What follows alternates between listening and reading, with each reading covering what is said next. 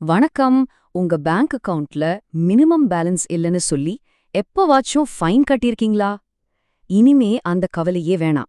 ஏன்னா நம்ம பணத்தை பாதுகாக்கிறதுக்கு ரிசர்வ் பேங்க் புதுசா சில சூப்பரான ரூல்ஸ் கொண்டு வந்திருக்காங்க. அது என்னென்ன மாற்றங்கள்னு நாம இப்போ டீட்டெயிலா பார்க்கலாம்.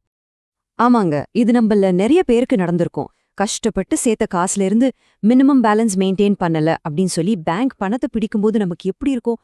ரொம்ப கஷ்டமா இருக்கும் இல்லையா? ஆனா நல்ல விஷயம் என்னன்னா, இனிமே அந்த கவலைக்கு ஒரு முற்றுப்புள்ளி வைக்க போறாங்க. ஓகே, இந்த புது மாற்றங்களை பத்தி தெரிஞ்சுக்கிறதுக்கு முன்னாடி இதுக்கு முன்னாடி என்ன சிஸ்டம் இருந்துச்சுன்னு சும்மா ஒரு சின்ன ரீகேப் பார்த்துடலாம். இது வரைக்கும் பாத்தீங்கன்னா உங்க அக்கவுண்ட்ல மினிமம் பேலன்ஸ் குறைஞ்சா போதும், உடனே ஒரு ஃபிக்ஸட் அமௌண்ட்டை ஃபைனா போட்டுருவாங்க. இது நிறைய கஸ்டமர்ஸ்க்கு ஒரு பெரிய பாரமாவே இருந்துச்சு. இந்த ஃபைன்ல இருந்த பெரிய பிரச்சனையா அது ஒரு ஃபிக்ஸ்ட் அமௌண்ட்டா இருந்ததுதான். உதாரணத்துக்கு உங்க அக்கவுண்ட்ல 10 ரூபாய் குறைஞ்சாலும் சரி, இல்ல 1000 ரூபாய் குறைஞ்சாலும் சரி, ஃபைன் 500 ரூபானா நீங்க அதை கட்டி தான் ஆகணும். இந்த ஒரு நியாயமில்லாத முறை தான் இப்ப மாறப்போகுது.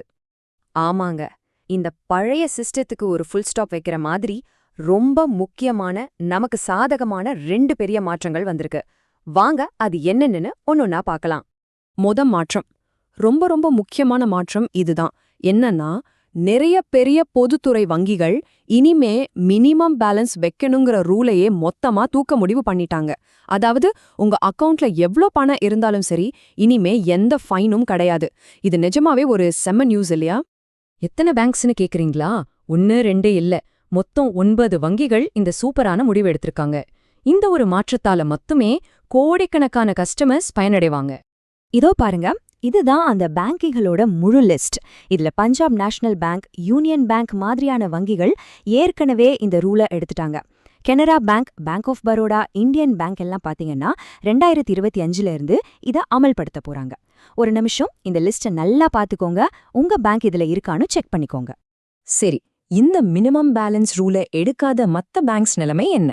ஸ்டேட் பேங்க் ஆஃப் இந்தியா மாதிரி பெரிய வங்கிகளுக்கு என்ன ரூல்ஸ்னு கேக்குறீங்களா? அவங்களுக்கும் ஒரு புது ரூல் வந்திருக்கு. இது ஃபைன் போடுற முறையே ரொம்ப நியாயமானதா மாத்த போகுது. இங்க தான் ஒரு பெரிய கேம் சேஞ்ச் நடந்திருக்கு. முன்னெல்லாம் 500 ரூபாய் வரைக்கும் கூட ஃபிக்ஸ்டா ஃபைன் போட்டுட்டு இருந்தாங்க. ஆனா இந்த புது ரூல் படி ஃபைன் விகிதாச்சார அடிப்படையில தான் போட முடியும். உதாரணத்துக்கு உங்களுக்கு 100 ரூபாய் குறைஞ்சிருந்தா ஃபைன் வெறும் கொஞ்சம் ரூபாயா மட்டும்தான் இருக்கும். இது எவ்ளோ பெரிய ரிலீஃபா பாருங்க. இது வரைக்கும் பார்த்த மாற்றங்கள்லயே ரொம்ப ரொம்ப முக்கியமானது இதுதாங்க. இனிமே உங்க அக்கவுண்ட்ல பணம் குறைஞ்ச உடனே டக்குன்னு ஃபைன் போட மாட்டாங்க. அதுக்கு பதிலா உங்களுக்கு ஒரு கிரேஸ் பீரியட், அதாவது கொஞ்ச நாள் டைம் கொடுப்பாங்க. இது நம்ம மாதிரி கஸ்டமர்ஸ்க்கு ஒரு அருமையான பாதுகாப்பு.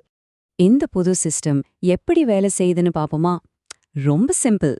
முதல்ல உங்க அக்கவுண்ட்ல பேலன்ஸ் குறைஞ்சா உடனே உங்க பேங்க்ல இருந்து ஒரு எஸ்எம்எஸ் வரும். அந்த எஸ்எம்எஸ் வந்த தேதியில இருந்து கரெக்டா 30 நாள் உங்களுக்கு டைம் இருக்கு. அந்த 30 நாளுக்குள்ள நீங்க பணத்தை திருப்பியும் அக்கவுண்ட்ல போட்டீங்கன்னா உங்களுக்கு எந்த ஃபைனுமே கிடையாது. இதுதாங்க இதுலயே ரொம்ப முக்கியமான ஒரு விஷயம். சரி, இந்த புது ரூல்ஸ் எல்லாத்தையும் நல்லா புரிஞ்சுக்கிட்டோம். இப்போ இந்த சூப்பரான மாற்றங்களை உங்களுக்கு சாதகமா பயன்படுத்திக்க நீங்க என்ன செய்யணும்னு பார்க்கலாம் வாங்க. இந்த 4 விஷயத்த மட்டும் மனசுல வச்சுக்கோங்க. 1, உங்க அக்கவுண்ட் டைப் என்னன்னு செக் பண்ணுங்க. 2, பேங்க்ல இருந்து வர எஸ்எம்எஸ் எப்பவும் மிஸ் பண்ணாம பாருங்க. 3, உங்க பேங்க் அந்த ரூலை எடுத்துட்டாங்கன்னா அது அமலுக்கு வந்ததும் ஒரு தடவை கன்ஃபார்ம் பண்ணிக்கோங்க. ஒருவேளை உங்க பேங்க் அந்த லிஸ்ட்ல இல்லனா கூட இந்த புதுசா கொடுத்திருக்க 30 நாள் டைமை பயன்படுத்தி ஃபைன் கட்டுறத தவிர்த்துருங்க.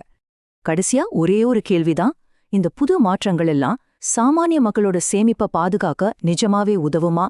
நியாயமே இல்லாம பேங்க்ஸ் போடுற இந்த ஃபைன் கட்டணங்களுக்கு ஒரு முடிவு வருமா? இது நம்ம எல்லாரும் தொடர்ந்து கவனிக்க வேண்டிய ஒரு முக்கியமான விஷயம்.